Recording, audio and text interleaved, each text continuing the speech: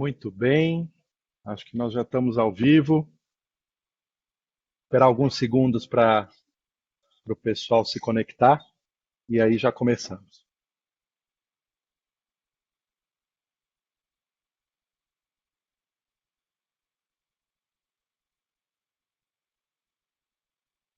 Revendo muitos amigos aqui, que bacana. Muito bom vê-los. Obrigado pela presença.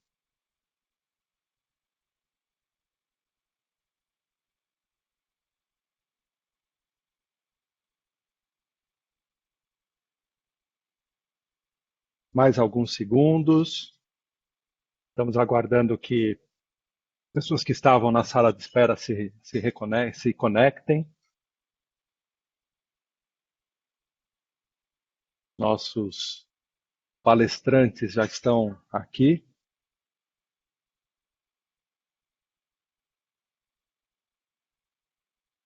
Chovendo bastante, São Paulo e Rio, pelo menos.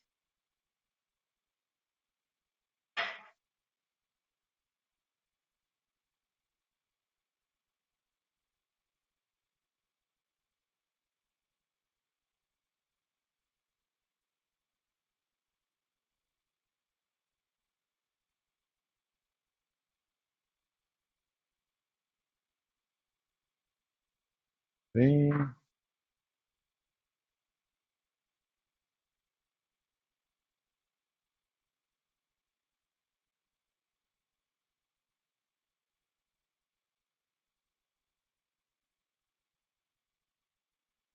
tudo bem. Mais 10 segundinhos e a gente começa. E vamos terminar no horário.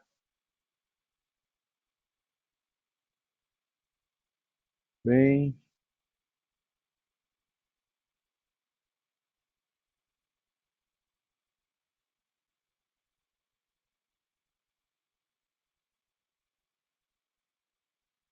ótimo, muito bem. Já temos aí a sala cheia. Eu gostaria de começar dando boa tarde a todos, agradecer queridos amigos que estão nos acompanhando, que se conectaram, aqueles que ainda não têm aqui o relacionamento com Trent Ross e Watanabe, que também estou vendo aqui conectados para, espero que seja bastante informativo a todos. Esse é o nosso oitavo live de Trent Ross e Watanabe. E no live de hoje nós vamos falar sobre projetos de infraestrutura, petróleo, gás, energia elétrica. Vamos dar uma pincelada também na indústria farmacêutica e vamos falar também sobre os aspectos de contencioso. O título do nosso encontro de hoje é o Projetos de Infraestrutura em Tempos Voláteis. A gente podia trocar o voláteis por incertos, instáveis, infrequentes, descontínuos, sem precedentes. Eu acho que todas essas palavras explicam bem o momento em que nós estamos nesse momento. E nós reunimos esse time de especialistas e sócios especialistas de Trent Ross Watanabe para se debruçar sobre o tema e para tentar entender o que mudará com a forma de nós trabalharmos e fazermos projetos nessas áreas depois do Covid-19. Palavras que entram no nosso vocabulário: notificações de força maior, rompimento de contratos, reequilíbrio econômico-financeiro, teoria da imprevisão, onerosidade excessiva. E, enfim, nós trouxemos aí um bom mix de palestrantes para hoje. Nós temos aí advogados que atuam na área de negócios e consultoria. São advogados que trabalham com os contratos entre partes privadas, contratos com o governo, leilões, licitações. E temos também aqui hoje o pessoal da briga, o pessoal do contencioso, que vão trazer para nós uma visão dos tribunais judiciais e também dos tribunais arbitrais. Vocês vão ouvir hoje que um volume bastante considerável hoje de questões envolvendo a administração pública tem sido levados também para a arbitragem. nós vamos tratar esse assunto. Mas vamos já para o conteúdo do nosso live de hoje. E nós vamos começar com concessões de infraestrutura. E aí eu vou chamar o Bruno Duarte. O Bruno é o nosso especialista em direito público, ele tem trabalhado bastante em licitações, nos nossos leilões, privatizações. E eu queria começar, Bruno, perguntando para você. Eu sei que todo mundo já viu que, evidentemente, as concessões de infraestrutura têm sido enquadradas pelo governo federal e pelos governos locais como atividades essenciais. E aí nós temos as discussões de força maior que não devem vir por aí, né, como atividade essencial. Mas como é que isso vai acontecer na prática, né? Quais os impactos, Bruno, que você destacaria para os projetos? E aí a gente pode separar entre projetos existentes, os que estão correndo hoje, e aqueles futuros, que ainda estão na prancheta, os chamados projetos de pipeline. Bruno, por favor, dá um overview para nós. Obrigado, Roberto. Boa tarde, pessoal. Me adiciono, Roberto, aí aos agradecimentos pela presença de todos, né? E, é claro, todo mundo, principalmente quem está aqui, né, assistindo a gente, sabe que há essas discussões sobre força maior em contratos em geral, quanto mais em contratos com a administração pública e nos contratos de concessão, e que se tem discussões de como é que vai haver esse equilíbrio econômico-financeiro, mas ainda está se pensando um pouco sobre quais são as situações e como é que isso deve se dar efetivamente, né? Então é disso que a gente queria falar um pouquinho. A gente sabe que essa ideia de força maior, e aqui eu me permito a impropriedade técnica de chamar força maior, caso fortuito, estudo de força maior, porque no final das contas para o que interessa é um conceito só, o resto acaba sendo um pouco acadêmico nesse momento, tá? Tem uma tendência, como o Roberto disse, do governo federal, principalmente de alguns governos locais, a aceitarem o conceito, pelo menos, né? A gente tem um parecer aí que circulou por tudo que é lugar da Procuradoria Federal no Ministério de Infraestrutura, caracterizando as situações decorrentes do Covid-19 como alha extraordinária, né, ou seja, que daria efeitos ao reequilíbrio econômico-financeiro, mas com alguns cuidados potenciais e senões aí em relação a danos diretos. Você tem umas outras ações que são tomadas na mesma linha, a ANAC andou prorrogando o pagamento de valor de outorga, teve um posicionamento do município de São Paulo também um pouco por aí, a Artesp tem acenado que gosta da ideia para as discussões locais. Agora, o importante a gente tem acompanhado muito de perto o posicionamento dos governos, principalmente o governo federal, e parece bem claro que o foco deles é em aceitar esse conceito de uma força maior, né, um evento imprevisível, como de fato foi, e as consequências, principalmente, pelo menos nesse momento, para o cumprimento de obrigações que você tem no teu contrato, né? Obrigações de investimento, pagamentos para o governo, prazos desse tipo de situação. A discussão do reequilíbrio econômico-financeiro que, pela legislação, jurisprudência, doutrina clássica, deveria vir quase que no automático, né? Ou seja, você tem uma situação de força maior, você, num contrato com a administração pública, você tem o direito de reequilibrá-lo por conta, né, e na medida que essa força maior te atrapalha. Essa discussão vai ser um pouquinho mais para frente. E aí, olhando em termos práticos, a gente poderia dividir em 3 categorias, tá? A gente está sendo aqui menos técnico e mais prático para entender um pouquinho como é que pode ser. Concessões em que a pandemia literalmente impediu o funcionamento de atividades, seja por lockdown, né, que ainda está para vir ou já veio, seja por proibições eventuais aí de ida de funcionário, etc. Parece ser muito simples a questão de você reequilibrar a perda que você teve de fluxo de caixa para frente, né? Ou seja, lá na frente você reequilibra em relação a esse prejuízo.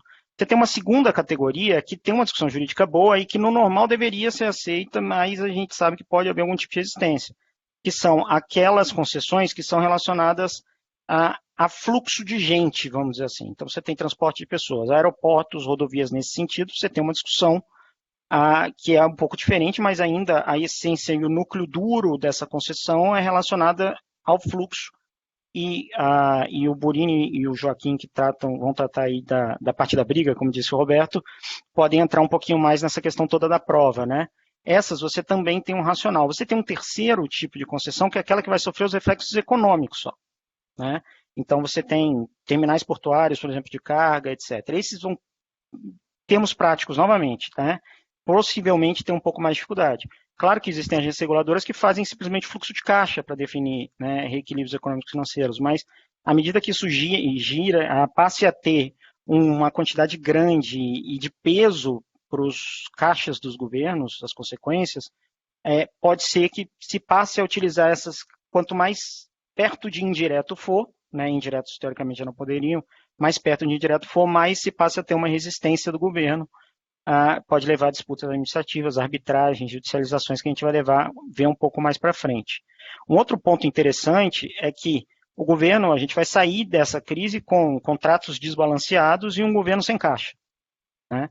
Então, as soluções para os reequilíbrios tendem a passar cada vez mais por aquela coisa de ter menos tarifa, pagar menos taxa, mas isso não resolve para reequilíbrios sólidos. Então, você tende a ter cada vez mais reequilíbrios que vão ser resolvidos como prorrogação de contrato, né?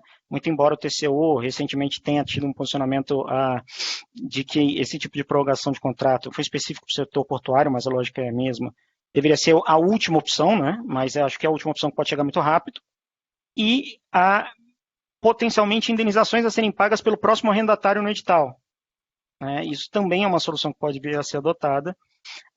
Isso vai depender muito até de timing político, porque se pegar o governo nos últimos anos, tem feito concessões editais com pagamentos de outorga na mão, né, justamente para fazer caixa. Então, como isso vai se desenhar é um ponto importante. Essas são as perspectivas um pouco práticas de como é que isso pode acontecer para agora, né, agora no sentido futuro próximo. A ideia é monitorar esses impactos desde já, justamente por conta dessa digitalização, a partir do momento que se tenha, documentar tudo, que se tenha um case, vamos dizer assim, talvez seja o caso de apresentar o mais rápido possível, para evitar justamente a formação de um bolo muito grande e dessa resistência por parte do governo. Agora, para os projetos para futuro, a gente imagina e espera que lá na frente os projetos já vão ter isso em consideração, mas a gente tem uma fila enorme de projetos que está no pipeline, como o Roberto disse, que você já teve estudos realizados, você tem o governo federal, ele está com uma intenção, e o pessoal do PPI tem sido muito claro nesse sentido, de manter os projetos de concessão e desestatização acontecendo, de pressionar o TCU para que julgue os assuntos, porque isso é dinheiro no bolso, isso gera emprego, né? Então, o PPI está qualificando projetos, o PPI está qualificando, inclusive, projetos de energia, né, que o Adam vai tratar, apesar da paralisação dos leilões, ele está qualificando, o BNDES está tratando consultores, a gente teve projeto no PPI essa semana, no começo da semana saiu o contrato com o BNDES para os estudos de privatização do Porto de Santos e do Porto de São Sebastião, né, e o pessoal do PPI está pensando até em expandir, para trazer para o PPI de volta alguma ideia de PPPs, e mais PPPs para creches, para presídios e para o setor de saúde, que o Henrique vai cobrir também, tá? Agora, o problema é que esses projetos que essa semana saíram 2 audiências públicas, por exemplo, da ANTAC, né, dos terminais de líquidos no Porto de Santos, eles são estudos anteriores, então você não tem cláusulas diferentes para a força maior, o econômico daquele estudo foi todo baseado em um cenário pré-pandemia. E como é que você vai lidar com essa situação? Ou seja, você entra num contrato que, se você aceita ele dessa forma, você vai entrar num contrato já com uma força maior, vamos dizer assim, ligada, né? E o que bate um pouco com o conceito de força maior, porque deveria ser uma causa imprevisível ou previsível com consequências imprevisíveis, né?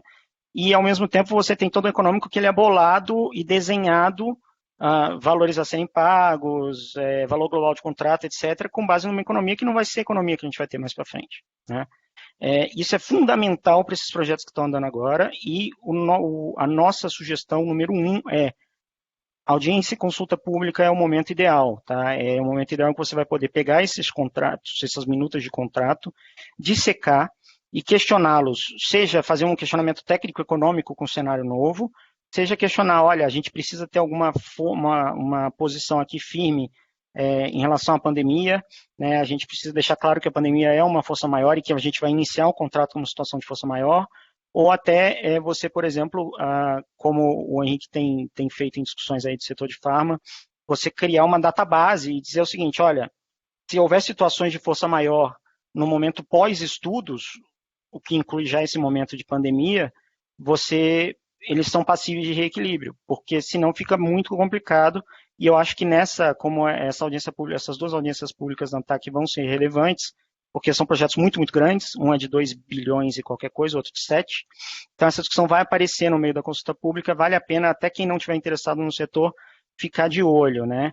É claro que se já for um projeto em esclarecimentos ou já tiver edital, você pode fazer isso via esclarecimento e impugnação, mas com muito mais cuidado, né? Talvez você faça isso até por desencargo de consciência, porque a tendência do governo é evitar te dar uma resposta nos esclarecimentos que o force a republicar um edital.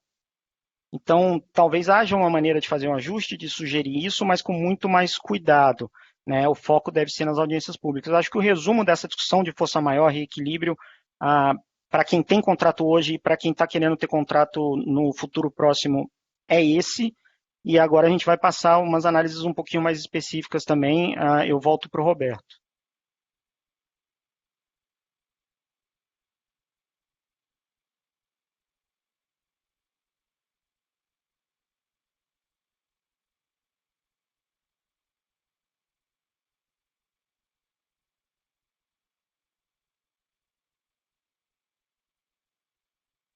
Duarte, acho que o Roberto deve estar com algum problema de conexão, então eu assumo daqui e passo a palavra para o próximo palestrante.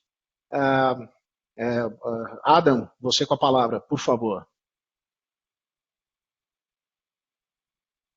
Obrigado, Burini. Boa tarde a todos. Obrigado pela presença aí de todo mundo no nosso webinar. Vou falar um pouquinho dos impactos que a gente tem visto no setor elétrico, né? A expectativa, na verdade, para esse ano de 2020 no setor elétrico era muito grande, né? A gente teve um 2019 com leilões com uma baixa energia contratada por conta da baixa demanda, saindo de recessão econômica. E a expectativa agora era de retomada, muitos leilões, muita alta na demanda de energia, contratos novos, muitos projetos, então, a expectativa era muito grande.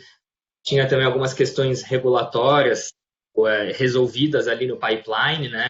A gente tinha a reforma do setor elétrico, a gente tinha a resolução do GSF, estava tentando ser regulada depois de um amplo debate judicial, a regulação de geração distribuída, que vinha ganhando cada vez mais espaço no Brasil, estava para ser renovada toda a regulamentação de geração distribuída, e tudo isso foi um pouco paralisado, especialmente a reforma do setor elétrico, que ia abrir, pavimentar ainda mais a abertura do mercado livre, que vinha ficando cada vez mais aberto aí com base nas medidas ali do Ministério de Minas e Energia.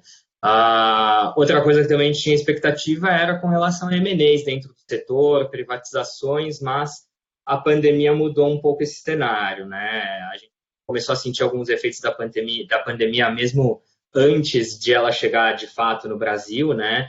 Com leilões agendados e o Ministério de Minas e Energia até prevendo aí que os leilões não seriam tão produtivos, considerando que alguns projetos renováveis talvez perderiam habilidade por conta de flutuação de câmbio, necessidade de importação de equipamento, em especial quando a gente fala de solar, que ainda existe uma dependência de importação de painéis solares no setor.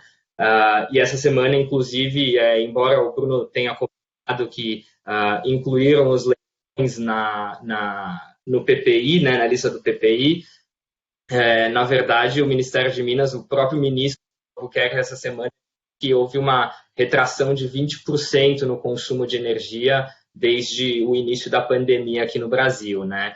E a expectativa com isso, até o fim do ano, é muito possível que a gente tenha ali distribuidoras com uma sobrecontratação de energia em cerca de 20%. Então, nesse momento de incerteza, é difícil dizer se de fato os leilões vão ocorrer, se não vão ocorrer ainda esse ano, mas de toda forma eles estão suspensos por prazo indeterminado. Outras medidas também foram tomadas. A ANEEL, uma das principais medidas que a ANEEL tomou foi com relação à proibição de interrupção no fornecimento de energia elétrica pelas distribuidoras de energia, independentemente de inadimplência do consumidor, o que quer dizer que elas basicamente ficam obrigadas a fornecer energia sem receber por essa energia, né? e isso está criando uma grande discussão, e isso vai criar uma grande dificuldade financeira também para as distribuidoras. Até por isso o governo já anunciou, já aprovou um resgate financeiro que está sendo chamado de conta Covid, a exemplo da conta ACR, que a gente teve 4 anos atrás. A conta Covid, a expectativa é que ela seja repassada para o consumidor final através de um aumento na tarifa do mercado regulado.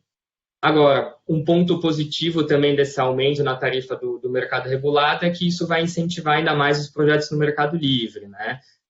E não só isso, até com base na nossa experiência aqui do escritório, em relação aos M&As, né, aos projetos no mercado livre, e mesmo projetos para futuros leilões regulados, a gente está vendo que os M&As não pararam, os M&As continuam, aqueles que estavam em andamento continuaram, as negociações têm se intensificado bastante nos últimos meses, aí durante a pandemia mesmo, e mesmo novos projetos vêm surgindo até muitas vezes para assegurar a exclusividade, para desenvolvimento de projetos futuros, seja no mercado livre, regulado. A gente tem trabalhado muito com projetos tanto de solar, que dependem às vezes de importação de equipamento, como eólicas. A gente está trabalhando também bastante com termoelétricas a gás. Então, tem bastante projeto aí no pipeline para, assim que a gente sair dessa crise, dessa pandemia, a gente consiga, de fato, retomar.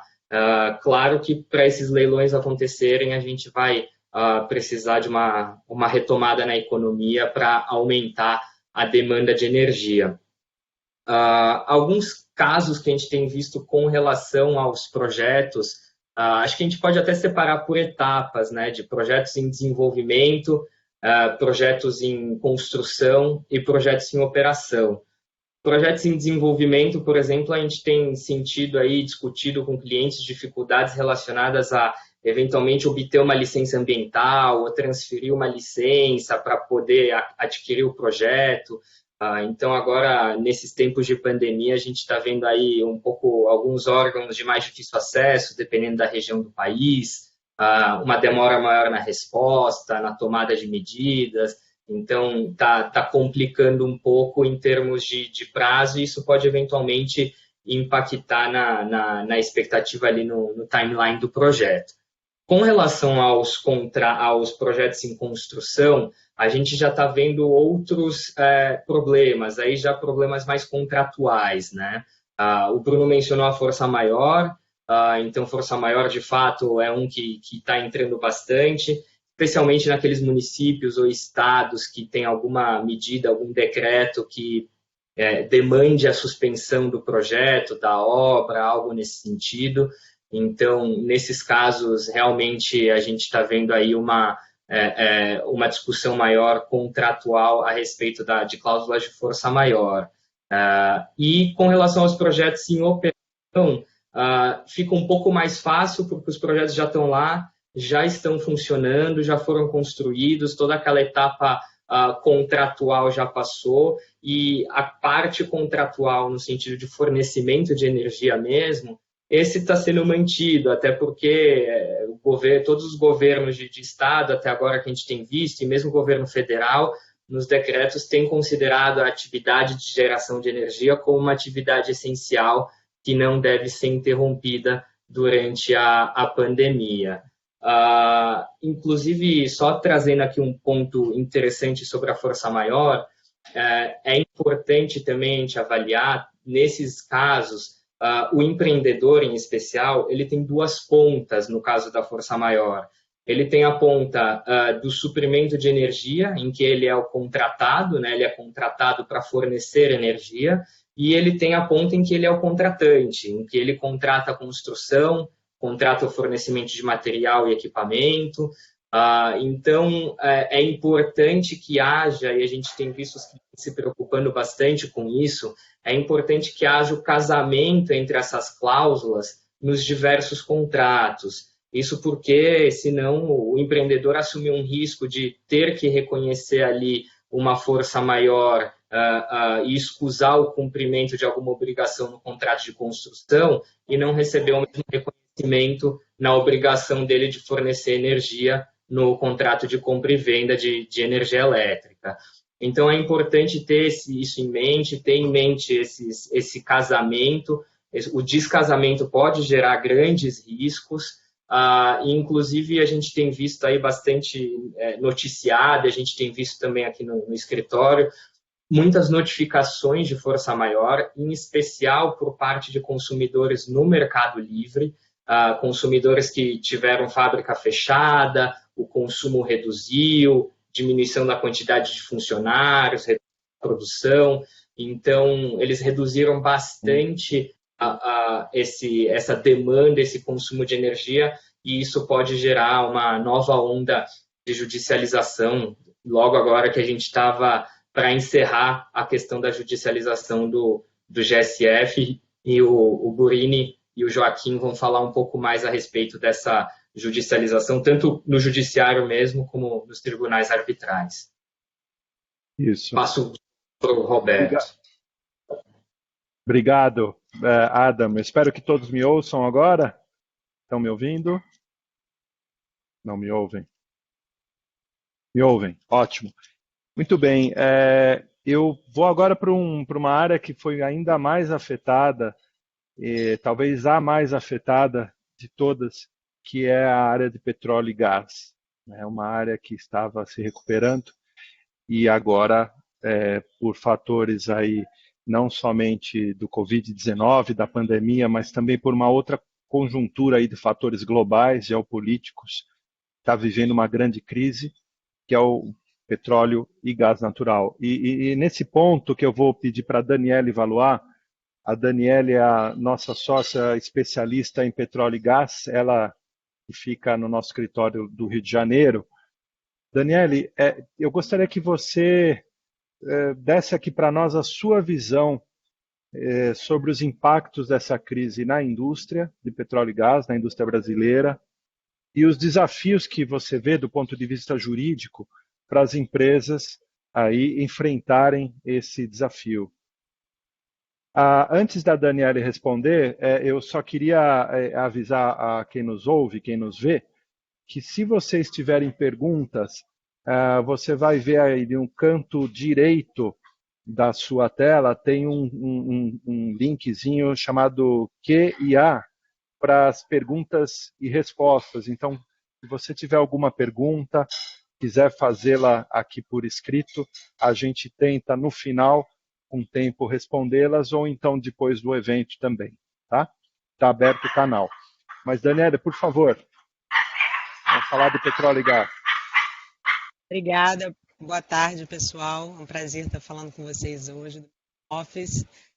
Naturalmente, os projetos de petróleo e gás eles foram tremendamente impactados, né? A gente, no Brasil, diferente de alguns países, como o México, por exemplo, a gente tem uma diversidade, né, de projetos de upstream, de petróleo e gás em geral. A gente tem exploração e produção em águas profundas, que é o caso do pré-sal, e o break-even dos projetos do pré-sal é muito menor, por exemplo, do que o break-even em projetos em águas rasas, né, em outros tipos de profundidade também. Então, o impacto do Covid ele vai acontecer no caso a caso, né, dependendo do projeto especificamente. E a gente observa claramente todos os clientes, inclusive os private equities, que num momento como esse estariam até com muito mais apetite, né, para compra de ativos, revendo os seus portfólios diante da combinação, né, foi um pouco inédita, né, da queda de demanda, né, em decorrente do Covid, e a gente conta com bilhões de pessoas em isolamento, né, com a redução do consumo, e o incremento da oferta, né, do petróleo diante das tensões, né, entre a Arábia Saudita e Rússia. Né? Então, isso que, obviamente, fez com que o preço do barril baixasse. A gente, olhando para o lado dos investimentos, obviamente, isso está sendo revisto, e olhando para as questões contratuais, como a gente está tendo a concorrência desses dois fatores, o nexo causal, a comprovação do nexo causal numa hipótese de força maior, ele se torna muito mais complexo, né? A gente observa também e espera que aconteça uma onda de tentativas de término oportunístico, né, da indústria do petróleo, justamente pelo fato de a gente estar vivendo concomitantemente a queda do preço do barril. E a gente tem orientado nossos clientes para que tenham muita robustez em relação à estruturação da matriz de riscos deles e também do processo decisório, para que no momento oportuno seja possível comprovar ou questionar o nexo causal entre uma alegação de força maior ou onerosidade excessiva em determinado contrato. Mas justamente por essa combinação, a gente observa também que os contratados eles têm se esforçado muito para evitar a força maior, né? Até por conta da tendência de término oportunístico, revisão oportunística dos contratos.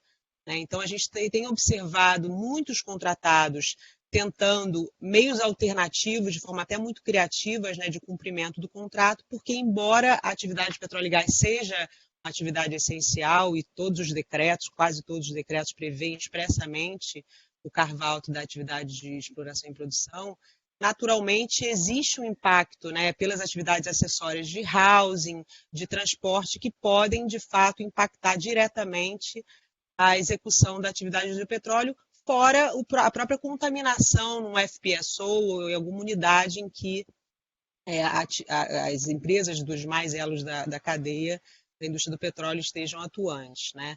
Então, eu acho que de imediato o que eu observo é uma tentativa dos contratados de cumprir.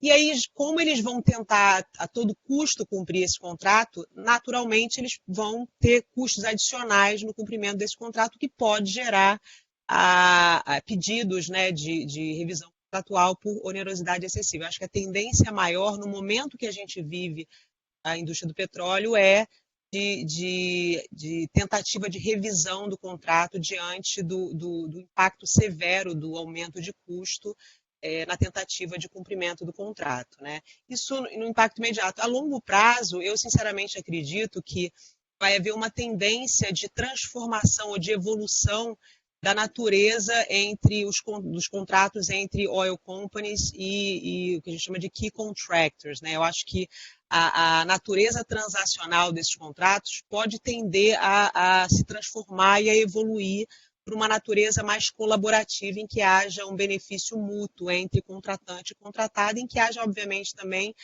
o compartilhamento maior de riscos, né? O conceito de contratos risk and reward, que a gente vê até sendo já utilizado no passado, no Mar do Norte, em que há uma transparência maior entre contratante e contratado, os documentos e projetos são feitos mais a quatro mãos e o risco é mais compartilhado entre essas duas empresas, naturalmente reduzindo-se o custo, as contratadas vão obter um bônus maior, né, correspondente. Então, eu acho até que essa tendência, que vai demorar, obviamente, um pouco para ser materializada, até por conta da mudança de mindset, ela é algo que eu espero e eu acho até que ela vem num bom momento, pelo menos quando a gente olha para o Brasil, em que a gente viveu, né, infelizmente, o momento da Lava Jato, que gerou um aumento e um incremento, né, um robustecimento dos programas de compliance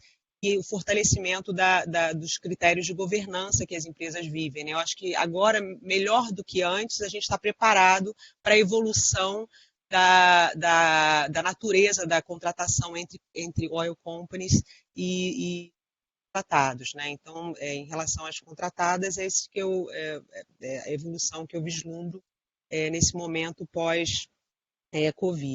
E quando a gente olha para a relação entre as empresas e a Agência Nacional do Petróleo, a gente percebe também que a agência chegou junto, né? Ela entendeu o momento da indústria e editou normas para flexibilizar alguns prazos importantes, né, dos compromissos dos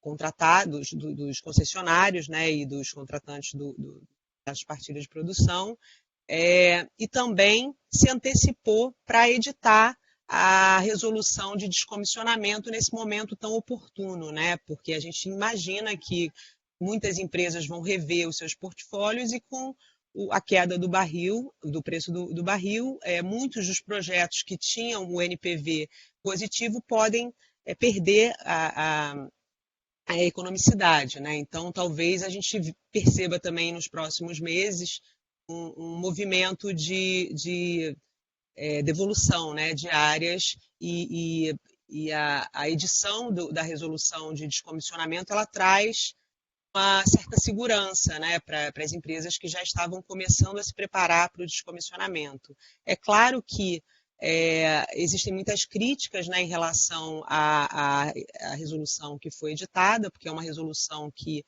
abarca várias questões relevantes para a indústria, né, e acabou que ela trouxe mais complexidade do que a indústria esperava, né? A gente esperava que a resolução ela trouxesse um processo mais simples, mas essa é uma crítica, inclusive, que todos têm feito, mas pelo menos ela trouxe a segurança em relação à responsabilidade do cedente e do cessionário em relação a questões relacionadas a descomissionamento. Então, ela trouxe uma certa segurança que é importante nesse momento.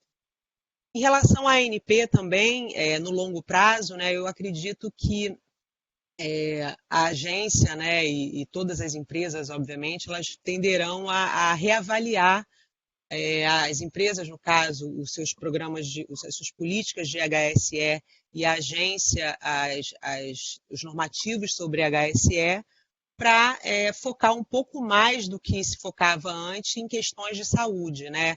Normalmente, tanto as empresas quanto a agência davam muito maior foco a questões ambientais e de segurança, e eu acho que agora, com o advento da pandemia, a tendência é que a própria agência também comece a reavaliar os normativos relacionados à HSE com foco em saúde, principalmente diante da experiência que o mercado está vivendo. Bom, Roberto, eu acho que é isso, né? Esses são os comentários, pelo menos no tempo que a gente tem em relação à área de petróleo e gás. Eu devolvo para você a palavra.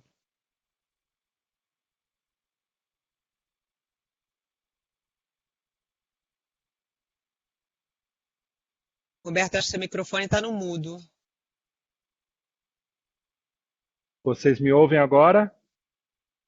Ouvimos. Sim. Ótimo, então, obrigado, Dani. Acho que esse novo formato contratual pode ser algo aplicável não só nessa indústria, mas outras também, do compartilhamento de riscos.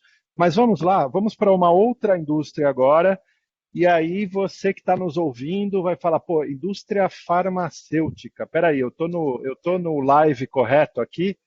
Veja, quando a gente falou sobre esse live, pensávamos muito em oportunidades de infraestrutura, oportunidades de PPP, concessões, e o escritório tem tido uma atuação interessante para a indústria farmacêutica, vamos dizer assim, para a própria indústria no seu dia a dia, mas cada vez mais também com vistas à infraestrutura, a licitações, né, nessa área. E por isso, então, a gente pediu para o Henrique falar aqui conosco. Henrique, a indústria farmacêutica, obviamente, é uma das que não foram afetadas negativamente, ela está sendo muito demandada, e a gente queria ouvir de você perspectivas que você vê, talvez aí fazendo uma ponte aí, perspectivas para o pessoal que trabalha na área de infraestrutura, para o pessoal, enfim, que pode estender essa expertise para a indústria farmacêutica. Não, perfeito, Roberto. Obrigado. Na verdade, é isso mesmo, né? A indústria farmacêutica é uma indústria que, no final das contas, tem sofrido menos, né, nesse período de pandemia, por razões óbvias. Então, não é só dificuldade que a gente tem visto no setor, a gente tem visto também algumas oportunidades. Mas antes até de falar das perspectivas sobre a ótica de investimento em infraestrutura, vale a pena lembrar que foi um setor que foi beneficiado por simplificação de procedimento regulatório. Então, você tem alguns produtos que foram dispensados de registros, os processos de importação foram simplificados, então o governo teve uma preocupação muito grande de conseguir fazer com que esse setor funcionasse bem e, obviamente, conseguisse atender aí os reclamos que se tem para o tratamento da pandemia e da crise, né? Além disso, aí, um dos benefícios que o governo trouxe também foi regras mais simples de contratação pública. A pandemia ela poderia até ser considerada uma situação clara de emergência, né, e sujeita aí uma dispensa de licitação pela lei de licitações, mas quando o governo editou a Lei 13.979, que é a lei que tratou das medidas de pandemia, que trouxe o isolamento, trouxe todas aquelas medidas que a gente viu, ele também trouxe claramente a dispensa de licitação para compra de produtos do setor. Tá? E além disso, o próprio procedimento de dispensa foi simplificado. Então, o que a gente tem visto agora são chamamentos públicos super rápidos, e o último que eu participei, que era para a construção de um laboratório de diagnóstico, as empresas tinham 48 horas para apresentar a proposta. E era um laboratório gigante para processar mais de 4 milhões de kits, etc. Então, assim, é um desafio muito grande para a indústria, mas que no final das contas é um desafio atrelado a uma oportunidade. Um ponto só que eu gostaria de chamar a atenção em relação a essas simplificações, que é importante, a gente sempre recomenda para os nossos clientes na área de direito público uma boa documentação dos processos, né? Para evitar que depois você tenha alguma investigação lá para frente, ou caso seja investigado, consiga dar uma resposta rápida para as autoridades e evitar aí o custo com o advogado. Não que o advogado seja muito caro, né? Mas é sempre um desgaste muito grande para as empresas quando você está envolvido num processo desse. Então, a nossa recomendação é que se documente que o preço praticado foi de mercado, que o produto era aderente às especificações do edital, que o processo de importação sem licença era um produto que estava dentro da regulação. Então, ter esse pacote à mão é sempre importante para ter uma reação rápida e evitar que você tenha algum tipo de complicação no futuro. Agora eu vou falar um pouco das oportunidades, né? O setor de saúde, ele nunca foi um setor, e até você colocou isso no começo, né, uma área que, de certa forma, quando você fala, vou falar de infraestrutura, o que o setor de saúde está fazendo aqui no meio, né? Ele nunca foi parte do mainstream aí dos agentes de investimento e de infraestrutura. Ele sempre foi girado, mais ou menos, pelos próprios agentes de mercado. Então, você via as farmacêuticas fazendo investimentos, o setor hospitalar fazendo investimento, e isso ficava, de certa forma, fora dos grandes projetos. A pandemia demonstrou que a gente tem que o sistema de saúde brasileiro opera no limite da capacidade.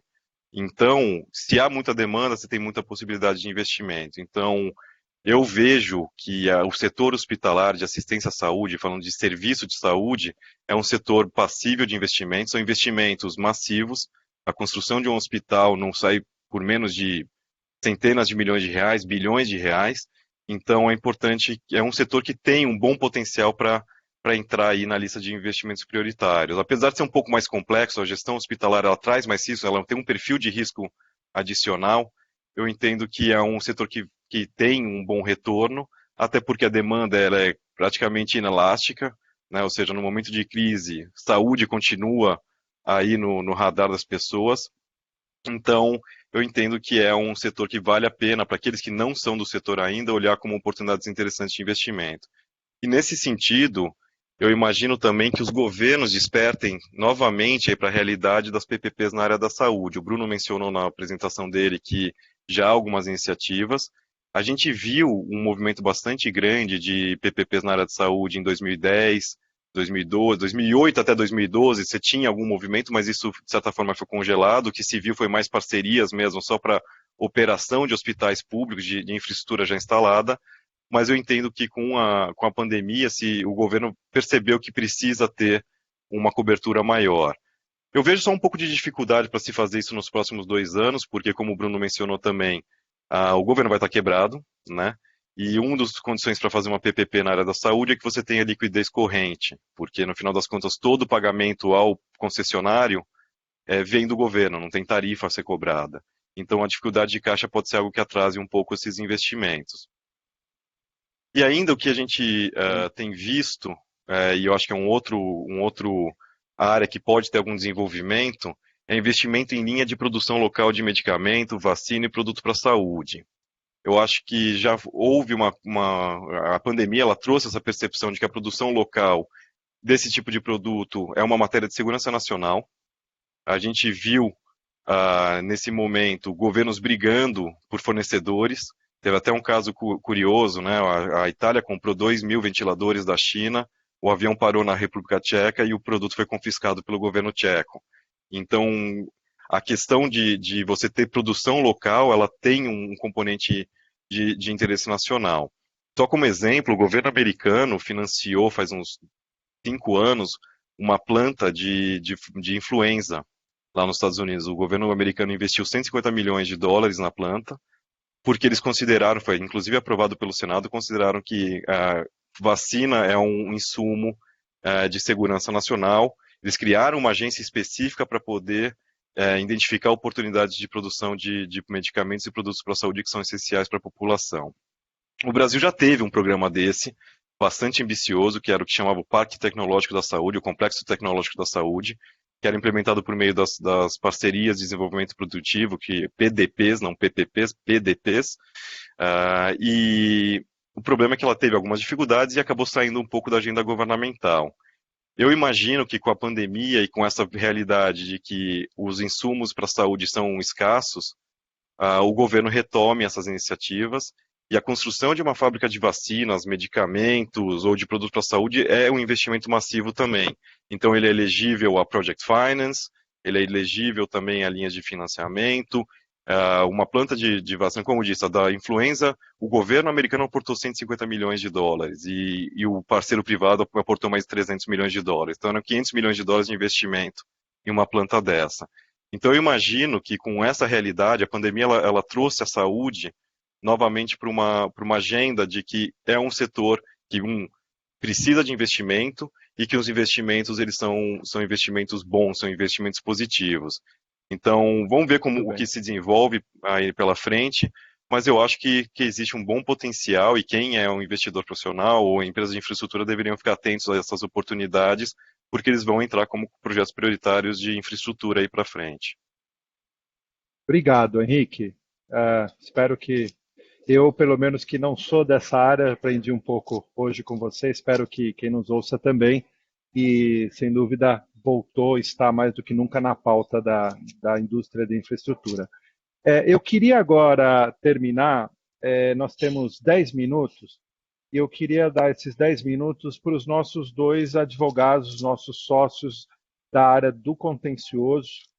É muito importante, depois dessa visão aí, desse panorama dado pelos nossos especialistas de cada setor, ouvir agora o pessoal do contencioso. Posso começar pelo Joaquim. O Joaquim é o nosso sócio responsável pela área de arbitragem no escritório. E depois, o próprio Joaquim, se quiser, passa direto para o Bruno Burini, que é o nosso advogado sócio especialista em direito público e contencioso judicial. Joaquim, nós já vimos aqui as alegações de força maior, teoria de previsão, e isso em arbitragem, envolvendo o setor de infraestrutura. Eu queria que você, do teu ponto de vista e experiência, nos dissesse o que você vislumbra aí em termos de disputas, o que nós veremos e como que o nosso cliente pode se preparar para eventuais disputas na área de arbitragem. Obrigado, Roberto. Obrigado, meus colegas, ao público. Muito se fala sobre força maior e teoria da imprevisão, né? Todos os discursos aqui dos outros sócios passam por isso. Então, é bom a gente pensar um pouquinho nos conceitos, né? A força maior é um ato necessário que você não pode evitar os efeitos. Então, a força maior, essa crise é uma situação de força maior, mas tem que ver qual a consequência da força maior. A força maior, ela implica na não possibilidade de cumprir a obrigação contratual. Então, quando o Poder Judiciário, o árbitro, vai olhar para uma questão de força maior, vai verificar se aquela obrigação pode ser cumprida ou não pode ser cumprida. Então, é uma preocupação que todos nós temos que saber para caracterizar o que nós estamos numa situação de força maior. Na maior parte das situações, a gente está com a Covid. E sim, quais vão ser, se a força maior vai ter o seu resultado. O resultado da força maior é você não ser penalizado por não cumprir o contrato. Então, tem que verificar se naquele caso específico você conseguiria cumprir ou não conseguiria cumprir. Então, a força maior é muito casuística. Cada vez mais, acho que no mundo pós-Covid, a gente vai olhar para o contrato, que já está e por isso que os advogados transacionais são cada vez mais importantes, porque a força maior pelo Código Civil, ela te permite não cumprir sua obrigação enquanto correr a força maior. Mas outras coisas que estão sendo pedidas, outros remédios, por exemplo, rescisão do contrato, vai depender do que está escrito. Aliás, essa é a tendência do direito brasileiro com o projeto de lei de uma primazia muito grande para o contrato. Então, a força maior é o tipo de situação que é regulado contratualmente O seu efeito normalmente é você não ser penalizado por descumprir pelo período. Você tem que comprovar os efeitos da força maior. A Daniela falou muito bem. A gente tem vários clientes que estão sofrendo com isso, né? Porque existe o que é chamado de nexo causalidade com causa, né? Peraí, foi a queda do petróleo, ou foi o problema do setor elétrico, ou foi o Covid? No fundo, foi um pouquinho de cada coisa. Em que medida eu estou totalmente desobrigado? Então, temos que tomar muito cuidado para analisar se no caso concreto tem força maior e, nos contratos aqui em diante, regular isso. Por certas situações, isso nunca vai dar uma força maior. E a gente, infelizmente, eu estava falando uma questão de construção, que essa é que um oceanógrafo falou, o Covid é a onda de 100 anos. Quer dizer, toda a construção à beira-mar tem que estar preparada para enfrentar a onda de 100 anos. E todo contrato tem que estar preparado para submeter uma força maior. Mas a força maior não implica necessariamente rescisão, você tem que dar uma olhada no contrato. E a força maior não implica em revisão do contrato. Isso é uma confusão terminológica que às vezes as pessoas fazem. Porque o instituto que permite você rever o contrato é o segundo, que é a teoria da imprevisão, que também está positivada no Código Civil. Então, na teoria da previsão, quando você tem um ato extraordinário, imprevisível, que torna o contrato excessivamente oneroso, você pode rever o contrato. Então, muitas das coisas que as pessoas dizem que é imprevisão, que é a força maior, na verdade são hipóteses de previsão, que também pode ser objeto do contrato. Eu já tive com o Roberto alguns casos que alegaram a teoria da previsão em crises no passado. Você vê que a gente está no setor elétrico. Eu acho que muitas das situações ali, realmente você cai numa imprevisão porque as obrigações se tornam muito onerosas. Quer dizer, se você pegar pelo código, o código dá uma série de requisitos. Tem que ser extraordinário, tem que ser inesperado, tem que enriquecer uma parte e tem que empobrecer a outra. A jurisprudência vem diminuindo isso. Por exemplo, você não precisa necessariamente empobrecer outra parte. Se você enriquecer uma das partes, se você está empobrecendo muito uma das partes, você está tornando isso extremamente maior do que o valor de mercado, você pode aplicar a teoria da imprevisão, como também a própria do fato inesperado, também a jurisprudência está diminuindo com relação a isso. A imprevisão, o resultado da imprevisão normalmente é a revisão do contrato. A resolução, você rescindir o contrato, só acontece em casos extremos. E daí, mais uma vez, é importante você ter critérios para revisão dentro daquele contrato, e também é importante você ter um julgador que vai entender daquilo. E daí eu faço o link, já quase acabando para passar para o Bruno, com a minha área, que é a arbitragem. Eu digo que a arbitragem é o contencioso transacional, porque você trata de áreas extremamente específicas, coisas que eu trabalho com a Daniela, por exemplo, de unificação de campos, ou com Adam, de fórmula de preço de contrato de venda de energia elétrica, ou com um friso regulatório de farmacêuticos. O Poder Judiciário, por mais equipado que seja, não estou aqui fazendo uma crítica ao Judiciário, ele não vai saber revisar esse tipo de contrato, não vai saber qual é o economics normal desse contrato para você poder reequilibrá-lo. Então, você tem uma demanda muito grande da arbitragem, inclusive com a administração pública. Eu estava fazendo outro webinar de manhã com a CCI, que é a maior Câmara do mundo. Eles disseram que no Brasil, já 30% das arbitragens lá já são com a administração pública. E agora provavelmente vai ter uma avalanche, porque houve em 2019 o decreto federal regulamentando. Você tem a previsão expressa na lei de relicitação, quando relicitar, se tiver dúvida sobre a indenização, vai para a arbitragem. Então, acho que normalmente esse tipo de contencioso vai para a arbitragem. E uma grande dificuldade que você tem com isso, só para fechar, é com a questão dos custos da arbitragem, que as câmaras estão cada vez mais preocupadas, porque você vai ter um aumento imenso do volume de arbitragem, é um contencioso mais caro, contencioso judicial. E as câmaras também estão se preparando, né? Então, eu faço parte do conselho de algumas câmaras que estão prevendo, até algumas delas já fizeram que mediação, que é outro meio interessante para você negociar, elas estão isentando as taxas de mediação durante esse período, né? Principalmente aquelas que são ligadas às câmaras comerciais, pela situação dos comerciantes industriais nessa crise. E cada vez mais as câmaras estão incentivando a arbitragem expedita. Então, a CCI também, nesse seminário que eu falei hoje de manhã junto com eles disseram que estão pensando em diminuir as custas para causas até, eles falaram, $4 milhões. Quer dizer, acho que vai haver um movimento desse de tornar a arbitragem mais barata, porque todos nós temos que nos ajustar à realidade. Então, tem muito trabalho por aí, mas tem muita questão espinhosa.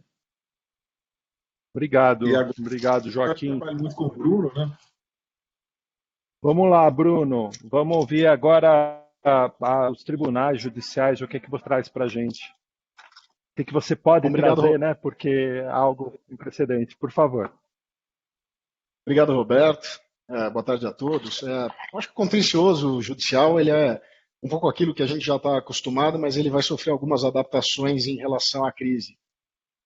Eu acho que a primeira preocupação que todo mundo tem que ter é decidir se vai colocar uma cláusula compromissória ou não no contrato. Basicamente, escolher o Burini ou o Joaquim, porque isso vai ser importante, inclusive, em termos estratégicos, porque a arbitragem ela é muito mais técnica, tem maior conhecimento da área, o Poder Judiciário nem sempre está tão preparado.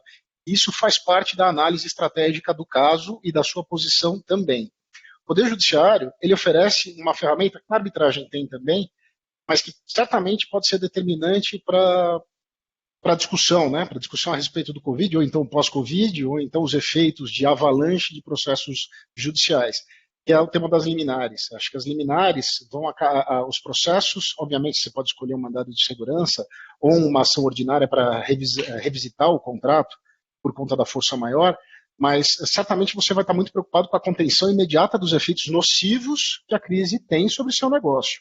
E uma liminar vai ser importante. E aí, as liminares, elas são aquelas conhecidas guerras que existem no Poder Judiciário. Você tem, para o particular, pelo menos 2 grandes tiros para dar, né? Primeiro grau, segundo grau, por meio de agravo do instrumento. O Poder Público ele tem outras alternativas. Ele tem o primeiro grau, ele tem o segundo grau, ele tem uma maior condescendência em relação no STJ e no STF, para analisar cláusulas contratuais e fatos. Existem súmulas que impedem isso, mas o Poder Público sempre tem um acesso mais fácil a esse tipo de revisão. E o Poder Público tem o super trunfo, que é a chamada suspensão de liminar. Então, é uma briga. O particular, né, o privado, ele pode ter o acesso ao Poder Judiciário, mas saiba que ele tem uma situação, pelo menos em termos de instrumentos, díspare em relação ao Poder Público. Eu acho que além das liminares e além da escolha do processo, a gente tem que se preocupar muito com a questão do ônus da prova. Então, tudo aquilo que na indústria se disse sobre o que é força maior, qual que é a prova o que se exige como requisito de força maior, aqui para o contencioso a gente traz sobre a ótica do ônus da prova. O ônus da prova é de quem alega. E aí a gente vai ter que discutir sobre dificuldade de produção da prova, ou então prova do dano direto ou indireto, reflexo, que são aquelas escalas que o Bruno Duarte trouxe para a gente, a dificuldade de demonstrar quando não há uma causalidade imediata, pelo menos na ótica do poder público, e a briga sobre o ônus da prova vai ser muito grande. E o último ponto que eu queria falar, bastante rapidamente, se você decidir por litigar, não adianta cobrar, aliás, você vai ter uma dificuldade muito grande, nós advogados teremos uma dificuldade muito grande em proporcionar para vocês previsibilidade. Porque o Covid, ele alterou um pouco, ele vai ser uma situação completamente diferente do que equilíbrio econômico-financeiro de contrato com base em problemas cambiais que nem aconteceu no passado, que inclusive foi reconhecido pelo STJ como um motivo para reequilíbrio econômico-financeiro.